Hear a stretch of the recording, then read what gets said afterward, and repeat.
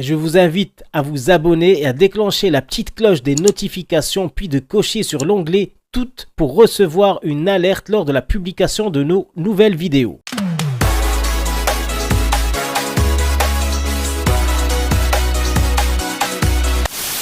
Nia les amis, j'espère que vous allez bien, que vos familles se portent bien.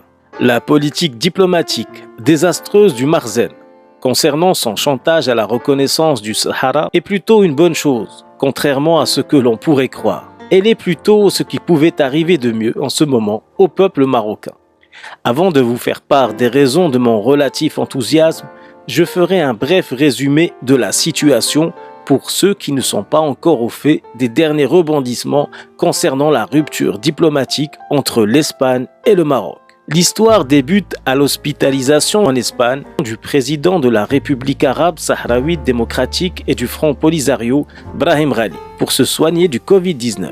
Jusqu'ici, rien de très anormal, sauf pour les autorités marocaines, qui y ont vu là une occasion en or inespérée d'abattre leur ennemi juré. Pour ce faire, ils ont sorti le grand jeu et ont appliqué à ce chef d'État le sort qu'ils réservent à leurs opposants. Diffamation à outrance dans leurs journaux d'État et poursuites judiciaires fallacieuses, évidemment à tendance sexuelle.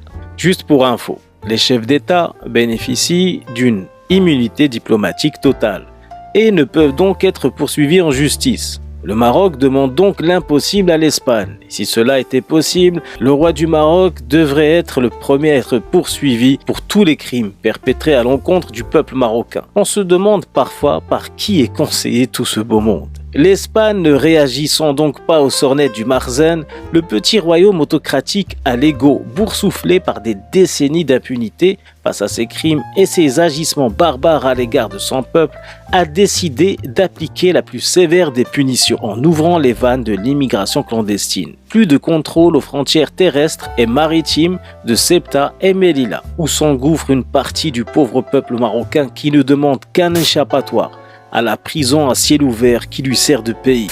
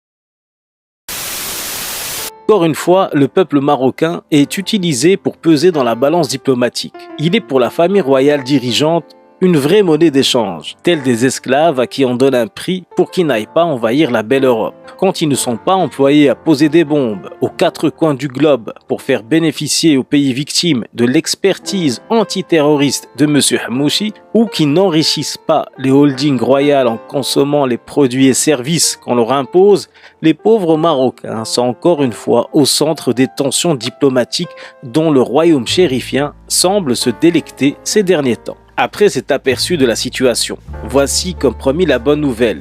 On va parler du cadeau qu'a fait inconsciemment le Marzen au peuple marocain. Dans un premier temps, le fait que les frontières soient si accessibles, à pied ou en nageant, permettra à quelques rares personnes de se voir offrir l'opportunité de changer de vie, de fuir la misère et le despotisme sans trop de risques. Certes, la grande majorité des personnes qui tenteront l'aventure seront refoulées via une loi spéciale qu'on appelle le refoulement à chaud, applicable uniquement sur la zone de Ceuta et Melilla, qui consiste à balayer toute demande d'asile et permet le renvoi automatique des illégaux, aussi bien adultes que mineurs. Mais certains d'entre eux auront l'opportunité de passer entre les mailles du filet. À peu près 10 000 personnes, à l'heure où j'enregistre cette vidéo, ont réussi à atteindre les terres espagnoles. Si tout ceci continue, ils seront des millions, Marocains et Africains subsahariens confondus. Ceci est donc le premier cadeau royal.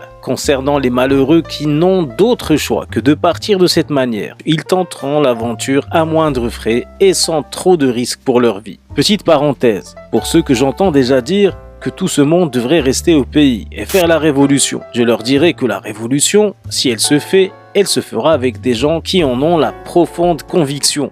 Ils ne seront jamais tentés par l'exode, en tout cas pas de cette manière. Certains révolutionnaires apporteront plus à la cause en dehors du pays, où ils ont les mains liées. Refermons là la parenthèse pour passer directement au deuxième point, et certainement le plus important de cette aventure diplomatique Marzani. Après cet incident, et surtout s'il perdure dans le temps, l'Europe finira par suspendre toute aide financière à la famille royale et toute protection dont elle bénéficiait jusque-là, en échange de la surveillance justement de ses frontières et du pillage qu'elle lui permettait de ses ressources. Ceci aura comme effet d'affaiblir le pouvoir en place et donner un souffle nouveau aux contestataires, à l'opposition réelle, au peuple marocain tout simplement, de reprendre le contrôle de ces terres et d'imposer la démocratie et la vie normale dont doit bénéficier tout citoyen sur ces terres. Ne me parlez pas de Syrie ou de Libye. Il s'agirait là de retrouver notre dignité comme l'ont fait nos valeureux et nobles voisins, les Tunisiens. Et pour finir, et cela n'est pas coutume, je salue vivement le Marzen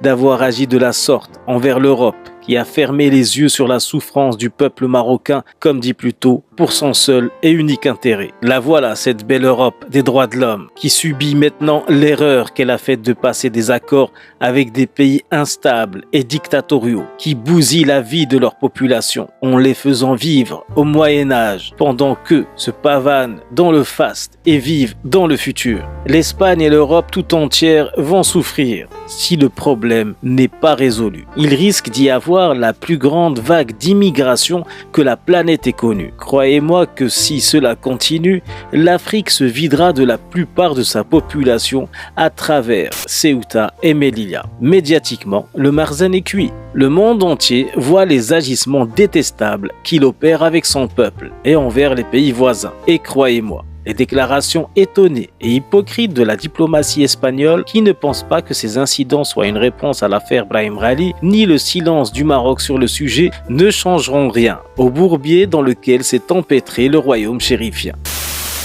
Cette vidéo est maintenant terminée. Vous pouvez désormais reprendre une activité normale. Mais avant ça, n'oubliez pas de vous abonner si cela n'est pas déjà fait, de liker la vidéo si elle vous a plu, et surtout, à laisser en commentaire votre avis sur cette situation ubuesque. Sur ce, je vous dis à très vite sur Ni Hao TV.